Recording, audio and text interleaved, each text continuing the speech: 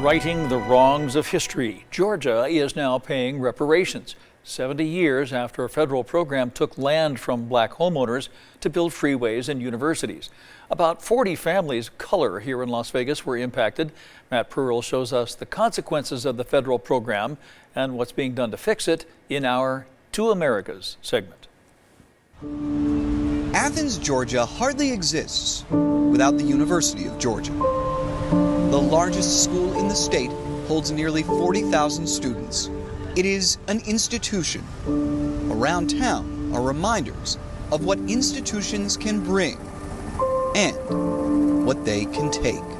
Cannot come by here without associating what could have been. Hattie Whitehead and Bobby CROOK. See, this was a hill. Grew up where 3 dorms now stand. This is a picture that was taken in 1947. They knew it as Linnentown. Linnentown was a small black community. Adults worked hard and they reached 66% home ownership. Community felt safe. The whole city didn't feel safe, but the community, you felt safe. It was, but in the early 60s, the university and the city marked Linnentown for urban renewal. They used eminent domain to make space for new dorms and move families out. Taking property, particularly targeting black communities. It means that they want the land and they want it cheap. So this is a way that you can get it cheap, all under the name of the law. In the 50s and 60s, the federal government gave more than $13 billion for urban renewal projects.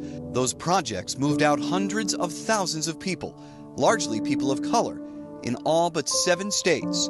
Institutions wielded power and served some above others. I'm not just reporting on this city and this university. I was a student here, a graduate student in the journalism school, a school named for an old newspaper editor that once declared the white race was superior. How would you rate race relations in Athens, Georgia today? I think they're mixed. Mayor Kelly Gertz presides over a city where nearly 3 in every 10 residents are black. Among students at UGA, it's fewer than 1 in 10. The Board of Regents has been named by the last 3 conservative governors of the state.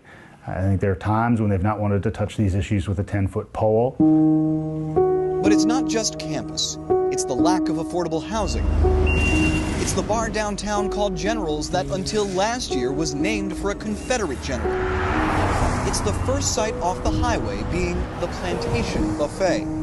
It's the tensions in the institutions that bubble under cities and towns across America. This is my home. This is my blood, sweat, and tears. It's as though we have been left behind. And I say we, I mean black people. In terms of census tracts and demographics, I mean, it's evident that black Athenians have long held per capita far less wealth than white Athenians. That's just a fact. And I've got to be conscious of that and ask how we move the meter on that. Apology is a strength. This past February, the city passed a resolution to honor Linnentown and commit to reparations for its descendants. The first act of reparations in the state. And to all Athenians, a deep and sincere expression of apology and regret. People told me they thought that would never happen. But when it happened, and we put this program together for him to read it, it just brought me to tears. Like, finally, we got an apology. There are many hurdles. It's unclear how much the community will receive. The Georgia Constitution prevents giving state and local dollars directly to third parties. And the university has declined to participate in the Linnentown project or approve any markers of recognition on campus property. The tension persists, born of history, sustained by lack of trust. And yet, you emerge from this whole thing with hope. Yes, and faith has been recognized in a small way. So it makes a difference. In Athens, Georgia, I'm Matt Pearl.